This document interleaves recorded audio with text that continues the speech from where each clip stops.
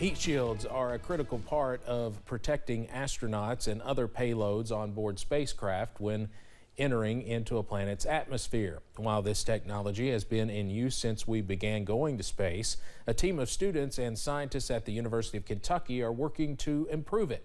Adam Berniston talked to the lead professor on the project about their successful test.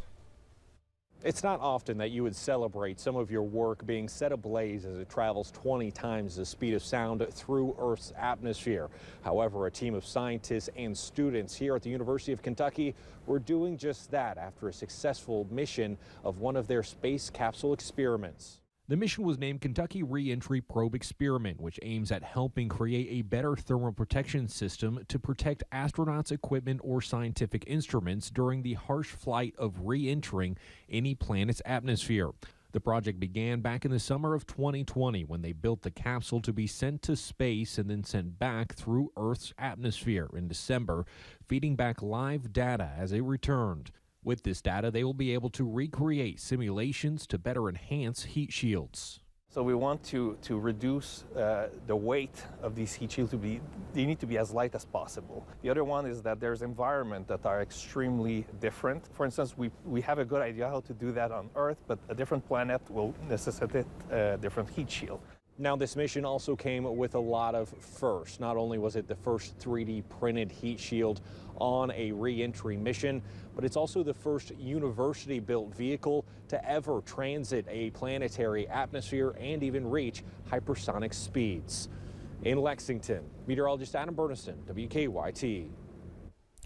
The Wolfe County Search and Rescue Team is preparing for a busy spring season. Luckily, they'll soon have some help. The team won a customized Land Rover Defender from the company a while back. Public Information Officer Drew Stevens says it feels like Christmas knowing they get the new Rover next week. They know that the busiest time of year is just around the corner. With spring coming up, we're already experiencing an uptick in search and rescue operations. I think we've gone on about 6 or 7 missions in the past couple weeks. And so, we expect that trend to continue. The crew will get that vehicle next week and are excited to use it, but of course want people to stay safe while visiting the gorge. Today is the deadline for December tornado survivors to request federal help. A historic weather system devastated much of western Kentucky just days before Christmas. FEMA's original deadline was in February, but it was extended until today. People in 16 counties in western Kentucky are eligible. Anyone who needs help can apply at FEMA.gov.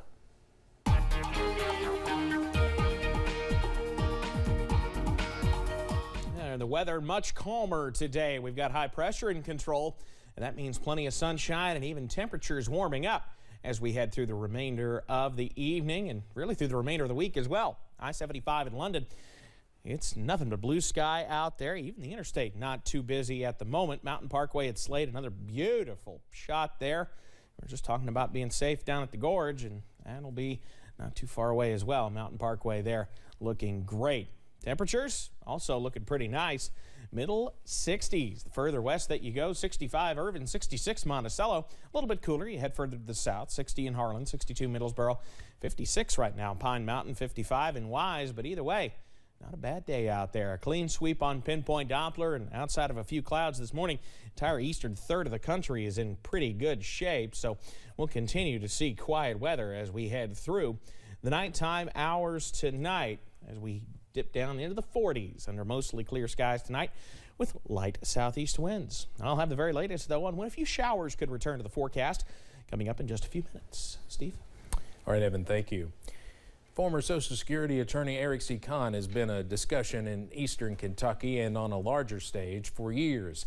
The now imprisoned eastern Kentuckian has been the topic of major productions and documentary projects in the past. And that trend continues with a look at The Big Con. The project, an Apple TV true crime documentary series, will be released in 4 parts this May, seeing its first screening in the South by Southwest Film Festival in Austin, Texas this Wednesday. It's my understanding the documentary will deal with how unfairly the Social Security Administration has treated the 3,800 former con clients who have been under attack by the Social Security Administration for the last 7 years. The docuseries will have a companion podcast released on Apple Podcasts. Coming up at 6, we'll hear more from attorney Ned Pillersdorf on what this could mean for former Khan clients. Smoking and tobacco use are up since the start of the pandemic. According to a recent CDC report, more than 2.5 million middle and high school students are currently using a tobacco product.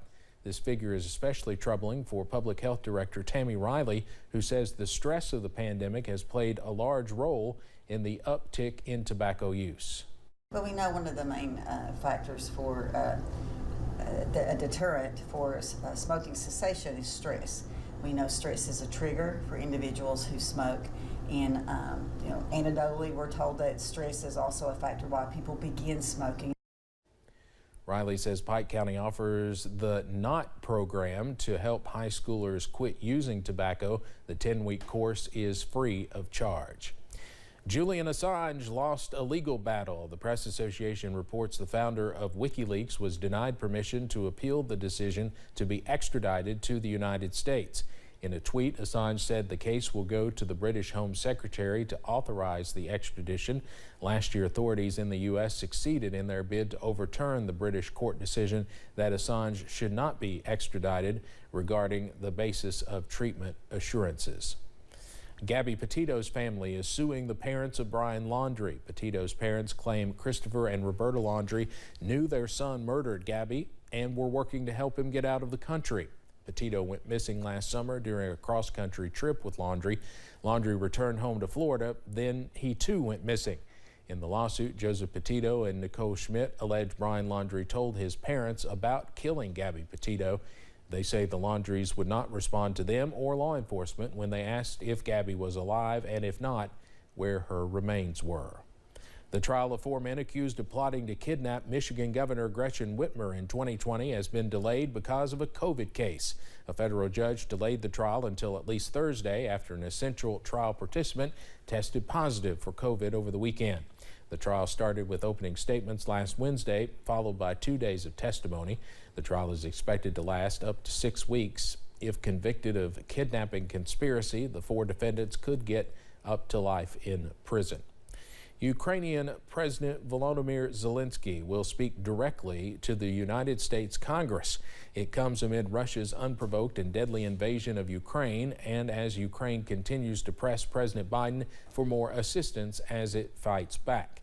Zielinski is scheduled to give a virtual address to Congress on Wednesday at 9 a.m. The ongoing tensions between the U.S. and Russia over Moscow's invasion of Ukraine does not extend to outer space. NASA astronaut Mark Vandehei will return to Earth from the International Space Station on Russia's Soyuz spacecraft. That's according to TASS, the Russian state-run news outlet. This announcement comes after the head of Russia's space agency made numerous social media posts that appeared to threaten that Vandehei would be stranded in space. Vandehei, who landed on the ISS last April, is scheduled to come back on March 30th. Coming up on First at 4, a backlash against vodka may be taking a shot at the wrong target. How outrage over Ukraine is affecting small businesses in the U.S. And I've got the very latest on not just our warmer weather, but the potential for a few showers working in as well. Coming up in just a few minutes.